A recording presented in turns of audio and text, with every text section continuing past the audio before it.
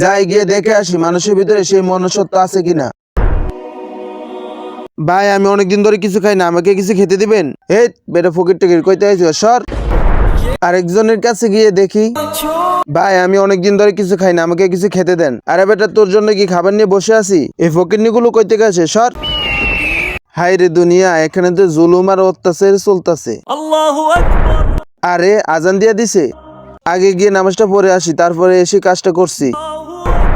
আসসালামু আলাইকুম ভাই, আমি অনেকদিন ধরে কিছু খাই না, আমাকে কিছু খেতে দিবেন? আচ্ছা আমি কি তোমাকে কিছু খেতে দিতাম? হ্যাঁ ভাই দেন। তোমাকে খেতে দেওয়ার মতো তো আমার কাছে এখন কিছু নেই, আমার কাছে 100 টাকা আছে, তুমি এটা দিয়ে কিছু খেয়ে নিও। জাযাকাল্লাহ।